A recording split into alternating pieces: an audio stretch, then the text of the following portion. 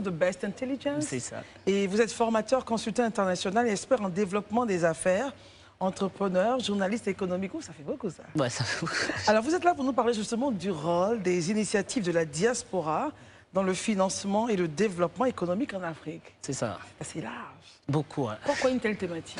Alors, l'idée, c'est qu'aujourd'hui, on est au sein de la diaspora. On parle beaucoup de personnes qui sont dans la diaspora.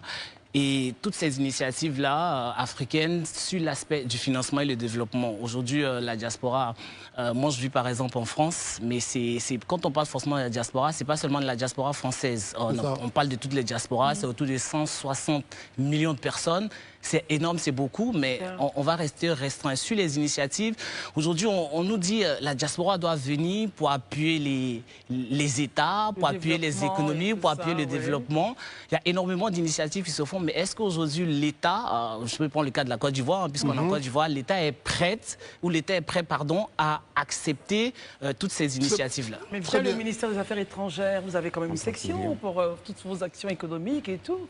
Oui, il y a l'ambassade de Côte d'Ivoire en France qui fait beaucoup. Je voulais saluer son Excellence M. Bandamon Maurice, qui est l'ambassadeur, qui fait énormément pour la diaspora.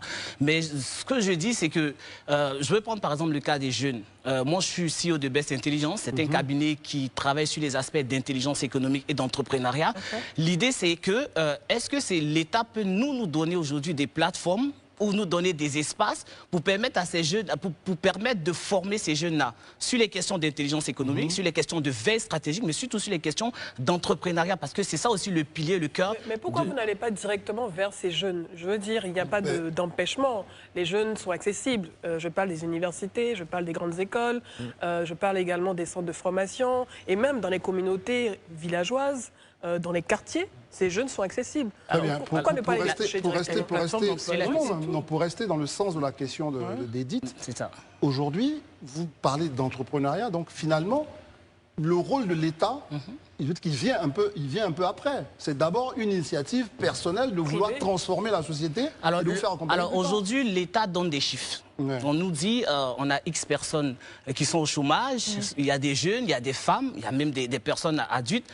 Ça, c'est l'État qui donne ces chiffres. Donc, pour que l'État puisse donner des chiffres, c'est que derrière, l'État a eu à faire une analyse, ou l'État a eu à faire des études statistiques, etc. Nous, notre rôle, on ne dit pas qu'on n'a pas envie d'aller vers ces jeunes. Moi, j'organise un événement qu'on appelle le Let's Talk Best Business. On en parlera en tout cas. On en parlera. Mais au cœur de cet événement-là, on invite des érudits de l'entrepreneuriat, des érudits de l'information économique, et on dit aux jeunes, venez à ces plateformes-là, vous allez entendre ce que les personnes qui ont réussi dans l'entrepreneuriat, on a invité un monsieur comme M. Stanislas Zézé, qui n'est plus à présenter.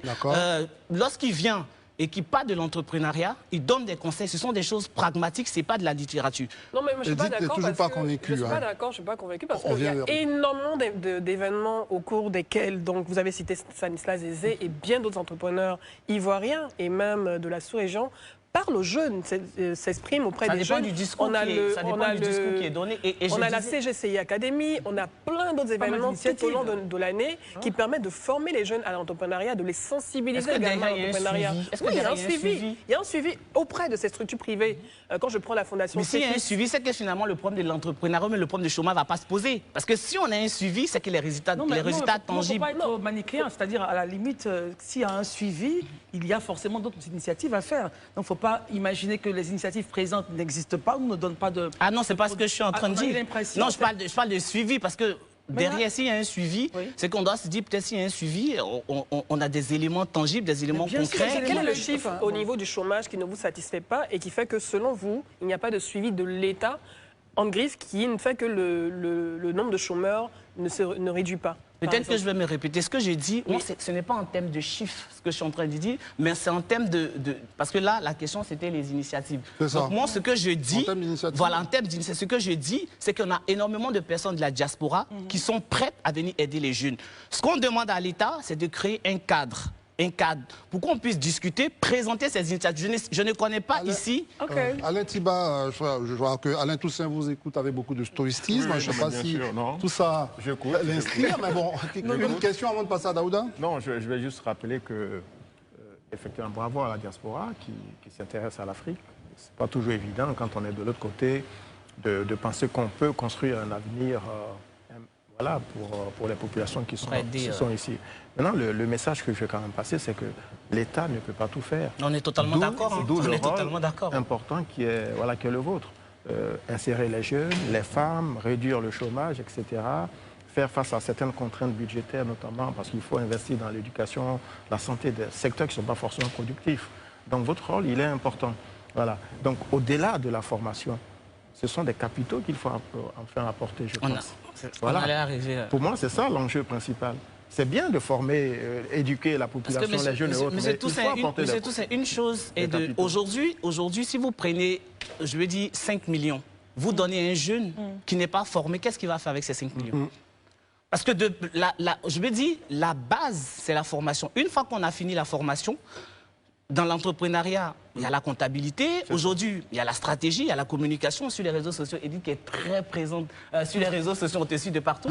Je vois beaucoup d'initiatives que tu fais. Mais ces jeunes-là, je pense que tu leur donnes des tips et tu les formes. Donc, une fois qu'ils sont formés à la stratégie sur les réseaux sociaux, derrière, on peut leur donner le financement pour aller créer des projets, etc. Donc, tout ça est intéressant. Vous avez regardé ça et donc, vous vous dites qu'on soit à Paris, à New York, etc. Il faut organiser des rendez-vous comme ça pour permettre à des exemples, c'est-à-dire Stanislas Zézé, Mossadegh Bali, bien des personnalités qui pourraient parler à la diaspora pour essayer de susciter... De venir investir en Afrique, en Côte d'Ivoire. Et comment ça va se faire? C'est quoi le modèle? C'est des masterclass? C'est quoi? Alors, l'événement a été créé il y a 2 ans. L'événement, c'est Let's Talk. Ce que vous voyez, les téléspectateurs voient à l'écran, ça, c'est la CAN des entrepreneurs pour matcher avec le fait que la Côte d'Ivoire, aujourd'hui, est à l'initiative de la CAN. Donc, ça, c'est la CAN des entrepreneurs. Lors de cette CAN des entrepreneurs, effectivement, on invite des jeunes, on invite des intervenants, des intervenants comme Ourey qui est là, pour parler à ceux qui ont envie de créer leur entreprise et surtout à ceux qui ont envie d'investir sur le continent africain. Donc s'ils viennent pour investir, on parlait tout à l'heure d'entrepreneuriat,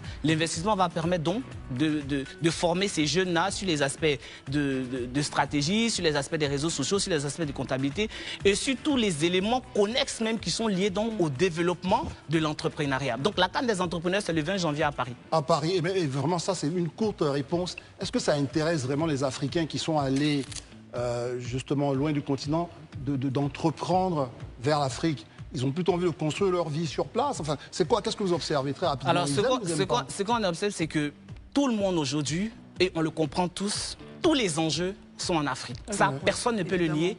Je le dis toujours, moi j'ai fait l'école de guerre économique de Paris. La guerre économique se joue sur le continent africain. Et ce que je dis toujours aux Africains qui sont sur le continent, est-ce que vous êtes conscients que la guerre économique qui se joue partout, est-ce que vous êtes conscient que ça se joue sur le continent africain?